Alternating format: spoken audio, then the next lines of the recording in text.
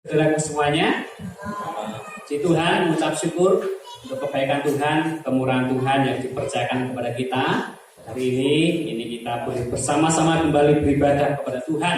Ini adalah ibadah yang kedua, kemurahan Tuhan yang dipercayakan di dalam kehidupan kita. Bapak Ibu Saudaraku yang diberkati Tuhan, malam hari ini kita akan bersama-sama belajar bagian firman Tuhan dari 1 Korintus pasal yang ke-12 ayat yang ke-12 sampai ayat yang ke-31, yaitu tentang istimewa. Nah, dalam satu bagian firman Tuhan 1 Korintus pasal yang ke-12 ayat yang ke-12 sampai ayat yang ke-31. Bapak Ibu Saudaraku yang diberkati Tuhan, ya, kalau kita melihat dari perikop ini, ya, ini tentang banyak anggota tetapi satu tubuh. Nah, sebuah nasihat Rasul Paulus yang disampaikan kepada jemaat di Korintus, bagaimana jemaat itu terdiri dari berbagai macam latar belakang dan sebagainya.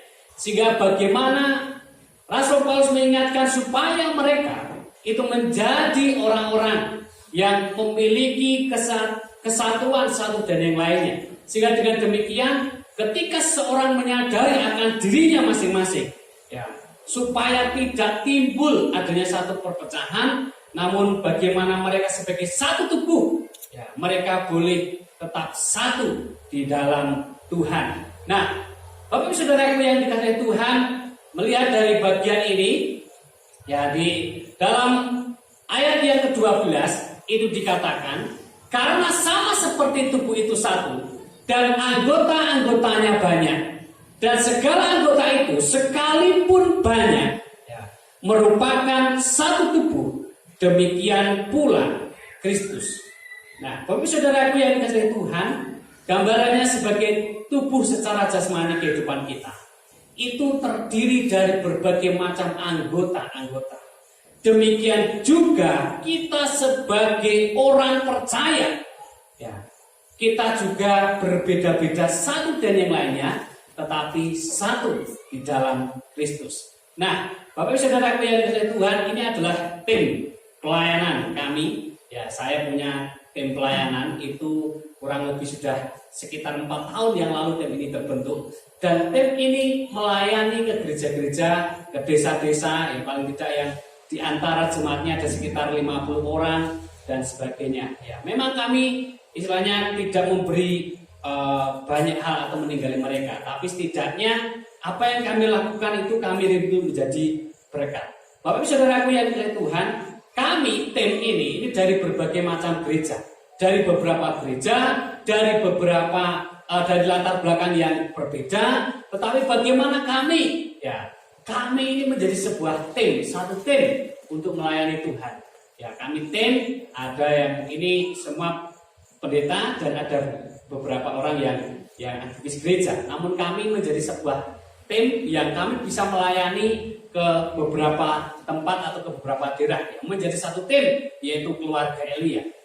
Nah, sekitar kalau nggak salah satu setengah tahun yang lalu, bahwa kami pelayanan ke Surabaya ke beberapa gereja, dan ini dibagi ke beberapa gereja untuk melayani. Dan pada satu hari terakhir kami menjadi satu tim bersama, satu tempat pelayanan, ada yang main musik, mungkin pujian, dan pemberitahuan firman Tuhan.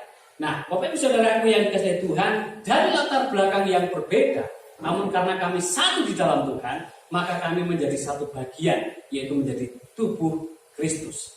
Nah, sehingga bagaimana kami sebagai sebuah tim itu bisa saling melengkapi, ya, saling memperhatikan satu dengan yang lainnya. Bapak Ibu Saudaraku yang dikasihi Tuhan, kalau kita melihat juga di ayat yang ke-13 dikatakan, sebab dalam satu roh kita semua, baik orang Yahudi maupun orang Yunani, baik Buddha maupun orang merdeka, telah dibaptis, ya, menjadi, ya, satu tubuh, dan kita semua diberi minum dari satu roh. Nah, Bapak Ibu Saudaraku yang dikasihi Tuhan, setiap kita, ya, orang-orang percaya dalam Kristus, di sini dikatakan bahwa baik orang Yahudi maupun orang Yunani, baik Buddha maupun orang merdeka, ini menunjukkan bahwa ada berbagai hal latar belakang yang berbeda dari orang-orang percaya kepada Kristus dan menjadi satu tubuh di dalam Tuhan. Ya, menjadi satu tubuh di dalam Kristus. Nah, kalau kita perhatikan tubuh kita secara jasmani, Bapak Ibu Saudara yang dikasihi Tuhan, nah, kita terdiri dari berbagai macam ya. Ini ada rambut, ya, ada mata, hidung, ya, mulut, telinga. Ya, kalau kita perhatikan gambar di depan ini, Bapak Ibu, bahwa ini ada rambut, mata, hidung, mulut, ya. Ini telinga, ya, telinga, leher, pundak, punggung dan sebagainya. Itu adalah bagian-bagian tubuh kita. Dan bagian-bagian tubuh kita itu memiliki fungsinya masing-masing. Ya, sehingga di ayat yang ke-14 itu dikatakan, karena tubuh juga tidak terdiri dari satu anggota, tetapi atas banyak anggota. Sangat jelas sekali sebuah gambaran yang disampaikan oleh Rasul Paulus bahwa tubuh secara jasmani kita itu terdiri dari banyak anggota yang masing-masing itu punya fungsinya masing-masing. Mata untuk melihat, telinga untuk mendengar, ya, mulut untuk bisa berbicara dan sebagainya. Ya, ini menunjukkan bahwa ketika semuanya itu berfungsi dengan baik, maka pasti yang terjadi ada sukacita yang besar. Bapak Ibu Saudaraku yang dikasihi Tuhan, di dalam kehidupan kita sebagai tubuh Kristus, kita pun juga memiliki peranan, fungsi yang berbeda-beda satu dengan yang lainnya. Nah, di awal saya katakan tadi bahwa kita ini adalah istimewa. Nah, saudaraku yang diberkati Tuhan, ya, istimewa. Ya. Nah, apa itu istimewa? Saudaraku yang diberkati Tuhan, kalau kita melihat beberapa pengertian atau arti dari istimewa itu menurut Kamus Besar Bahasa Indonesia. Menurut Kamus Besar Bahasa Indonesia, istimewa itu adalah, ya, ini, khas atau khusus. Ya, jadi istimewa itu adalah khas atau khusus. Yang kedua, bahwa istimewa itu adalah lain daripada yang lain atau luar biasa. Yang ketiga, bahwa istimewa itu adalah terutama. Nah, katakan samping kanan kiri, kamu istimewa. Coba, ya. Kamu istimewa, ya. Kita, saya dan Bapak Ibu semua itu adalah istimewa. Istimewa karena ada sesuatu yang membuat diri kita itu menjadi istimewa. Nah, saudaraku yang dikasihi Tuhan, istimewa itu berarti ada sesuatu yang beda dari yang lainnya. Apa sesuatu itu? Sesuatu itu bisa, Bapak Ibu, tidak sama. Sesuatu itu ada sesuatu yang unik, ya, sesuatu itu unik. Nah, yang ketiga adalah bahwa istimewa itu, nah, menarik.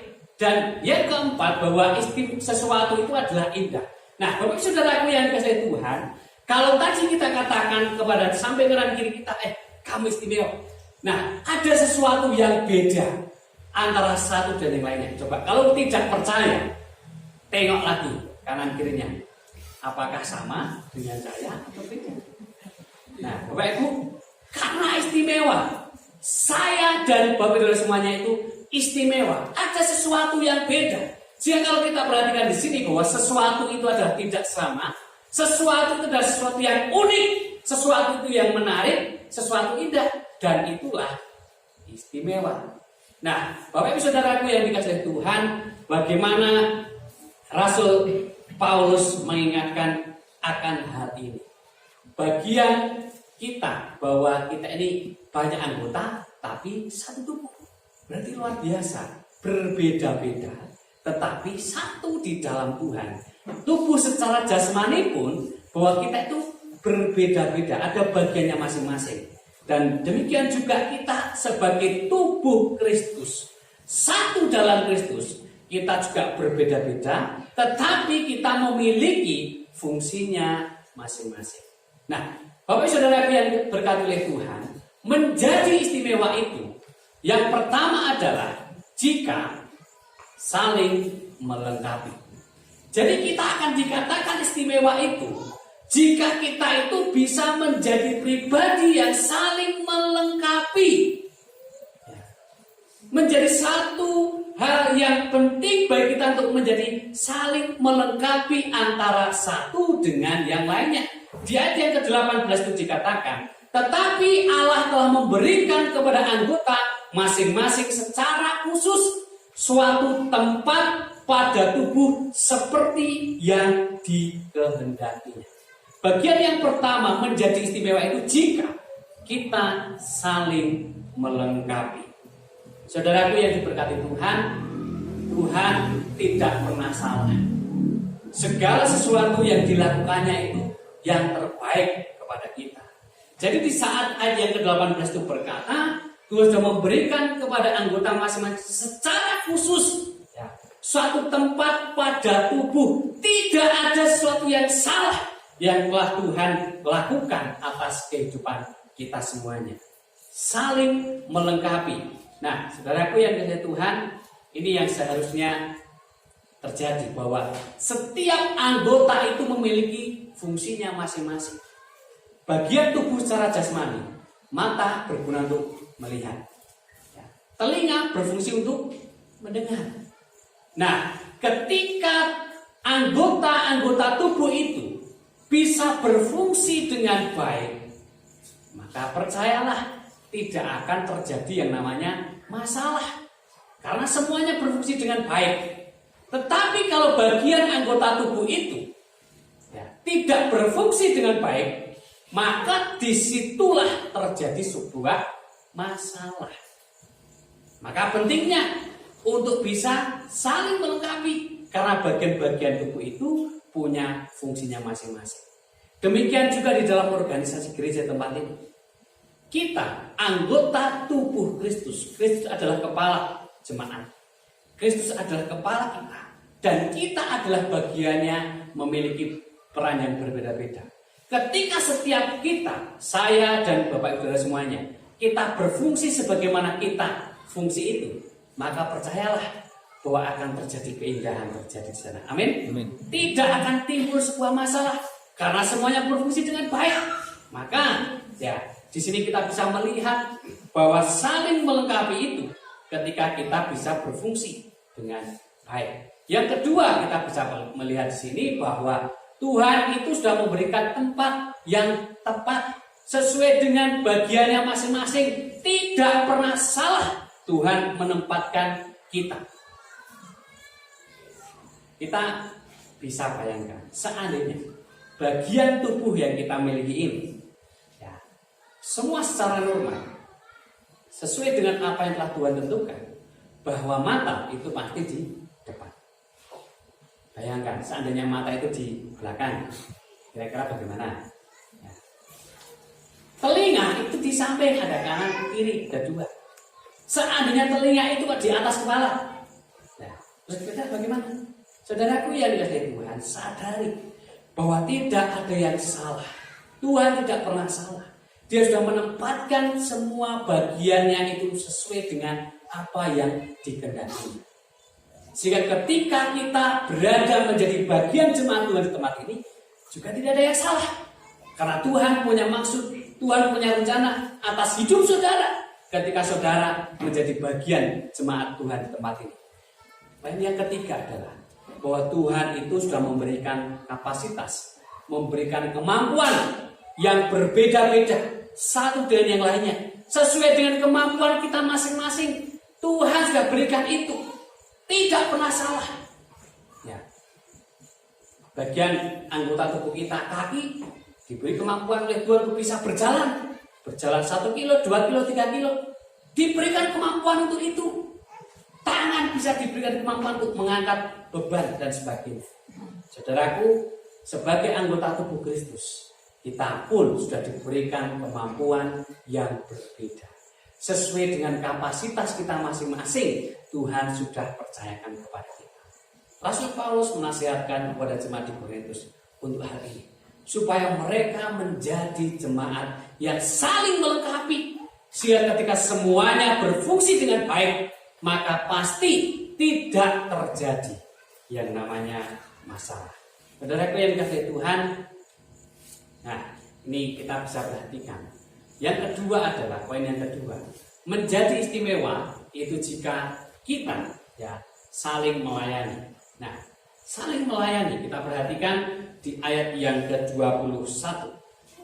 Nah, jadi mata tidak dapat berkata kepada tangan, aku tidak membutuhkan engkau. Dan kepala tidak dapat berkata kepada kaki, aku tidak membutuhkan engkau. Bapak Ibu Saudaraku yang diberkati Tuhan, melayani itu adalah hal yang mulia, bagian yang mulia dalam kehidupan kita. Sekecil apapun yang bisa kita lakukan untuk saudara kita, untuk orang lain, itu adalah melayani. Segala sesuatu yang kita lakukan dari sepenuh hati untuk Tuhan, itu adalah melayani. Saya tegaskan bahwa melayani Tuhan itu tidak harus selalu berkaitan dengan gereja atau di mimbar. Tidak. Dimanapun kita berada, apa yang kita kerjakan, ketika semuanya itu adalah tujuan Tuhan, disitulah kita melayani Tuhan. Sehingga bagian sekecil apapun itu, kita melayani Tuhan. Melayani Tuhan berarti ada sebuah hubungan yang dibangun dengan orang lain. Karena di dalam melayani itu pasti ada hasil yang akan maksimal ketika melayani dengan orang lain. Nah, saudaraku yang diberkati Tuhan, ini saling melayani. Ada sebuah gambar foto, ya mungkin tidak begitu jelas kalau Bapak Ibu perhatikan. Ini adalah proses pada waktu pondasi gedung gereja yang sedang kita kerjakan. Dan ini adalah pondasi yang paling di belakang karena sangat tinggi sekali. Nah, Bapak Ibu Saudaraku, sekalipun ini mungkin kurang begitu jelas. Nah, dari gambar ini itu ada beberapa orang. Ya, yang pertama di sini, ini mungkin tidak kelihatan. Ini adalah Om Yoyo, Pak Yoyo. Yang kedua ini adalah Om Sukari. Yang ketiga ini Bu Swati. Ini ada Pak Oyek.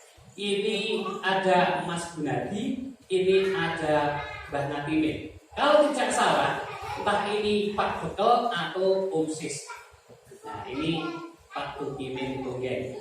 Nah, Bapak Saudaraku yang dikasihi Tuhan, dari gambar ini saling melayani. Nah, Om Yoyo sebagai tukang, itu mungkin dia bisa mengerjakan semuanya sendiri. Oke, bisa. Bisa dikerjakan sendiri. Tapi tentunya butuh tenaga ekstra, butuh waktu yang lama. Ya. Tetapi dengan adanya saling melayani satu dengan yang lainnya, ini ada yang mengusung ini labur, ya. Ini ada yang madai, ya. Ini ada yang mengantarkan ke Pak Tukang. Ada sebuah hubungan kerjasama, saling melayani satu dan yang lainnya. Saudaraku yang dikasihi Tuhan, apa yang terjadi ketika saling melayani satu dengan yang lainnya? Dan yang terjadi itu adalah ini. Ada keuntungannya, kerjaan menjadi ringan dan tentunya ada hasil yang maksimal.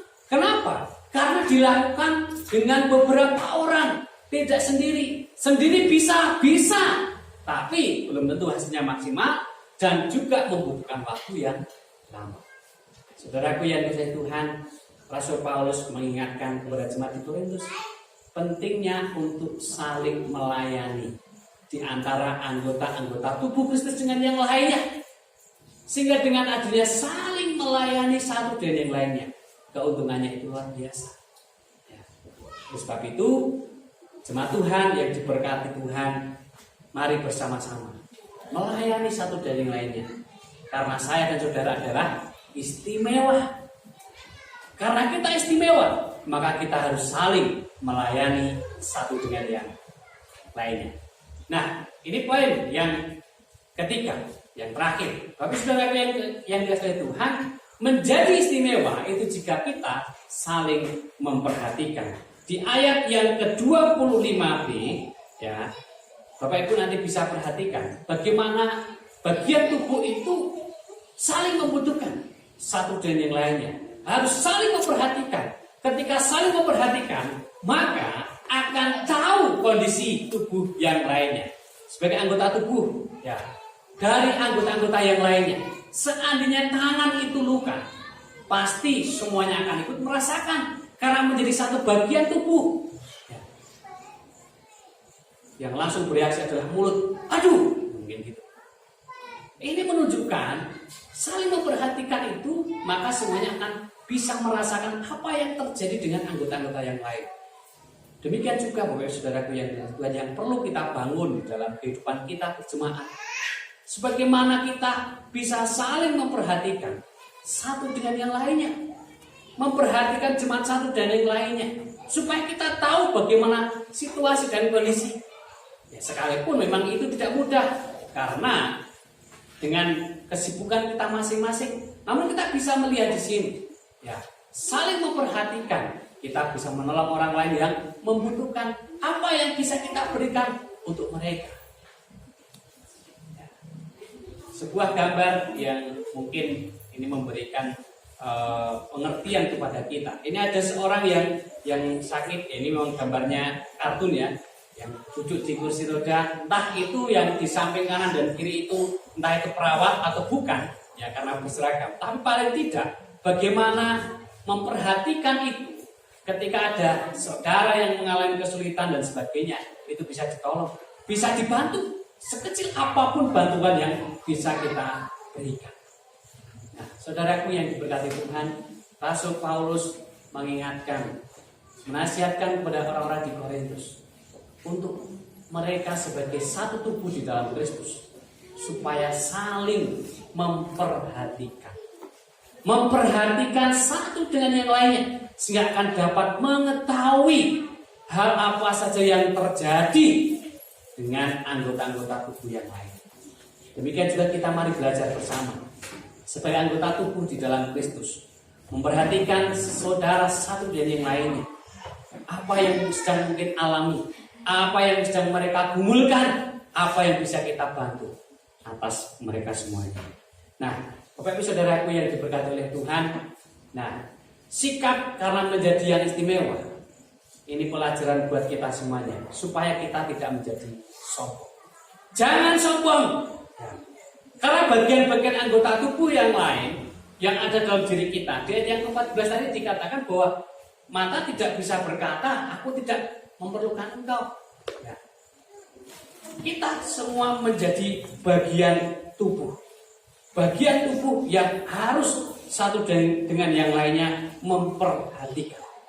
Sehingga kalau kita diberikan hal-hal yang lebih dibandingkan dengan orang lain, mungkin kita adalah orang yang pandai, kita orang yang pintar, mungkin di gereja ini kita diberi kepercayaan yang banyak. Jangan kita terus menjadi sombong. Atau mungkin kita menjadi orang yang diberkati, jangan kita menjadi sombong. Atau kita punya hal yang lebih dibandingkan yang lainnya, jangan sombong. Saudaraku yang dikasihi Tuhan, ketika fungsi bagian tubuh itu berfungsi dengan baik, maka tidak akan pernah terjadi yang namanya perselisihan. Sehingga pelajaran buat kita sombong. Yang kedua adalah supaya kita belajar untuk menghargai dan menghormati orang lain. Mungkin mereka mempunyai kekurangan, mungkin kita punya kelebihan di bagian tertentu, tetapi belum tentu kita ini tidak ada kekurangannya. Pasti kita juga ada kekurangannya, dan orang lain ada kelebihannya. Itu saling melengkapi, menghormati, menghargai satu dengan yang lainnya, dan lakukan apa yang menjadi bagian kita sesuai dengan kapasitas kita masing-masing. Saudaraku yang diberkati Tuhan, apapun yang Tuhan sudah percayakan kepada kita, kepada saya dan Bapak Saudara semuanya, Tuhan sudah tahu itu. Tuhan sudah tahu, sehingga lakukan itu dengan penuh tanggung jawab. Ya.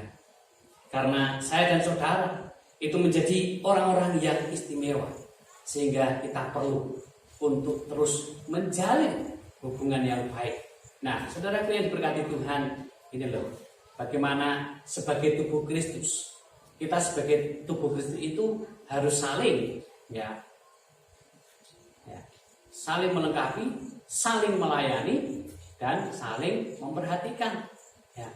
Ini kita sebagai satu tubuh di dalam Tuhan, ya, supaya kita terus ada kebersamaan. Rasul Paulus mengingatkan ini kepada orang-orang di Korintus, supaya mereka menjadi orang-orang yang saling melengkapi, saling melayani, saling memperhatikan satu dengan yang lainnya. Karena tentunya ada tujuan. Kenapa Rasul Paulus mengingatkan akan hal ini? Demikian juga menjadi sebuah pembelajaran bagi kita, sebagai anggota tubuh Kristus. Nah, dari yang kasih Tuhan, ini yang terjadi supaya kita tetap satu dan berdampak positif. Amin. Ketika semua bagian tubuh berfungsi dengan baik, tidak akan terjadi masalah. Demikian juga ketika kita anggota tubuh Kristus, semuanya juga berfungsi dengan baik, maka gereja tidak akan terjadi masalah. Tapi kita akan tetap satu dan membawa dampak yang positif untuk kemuliaan Tuhan.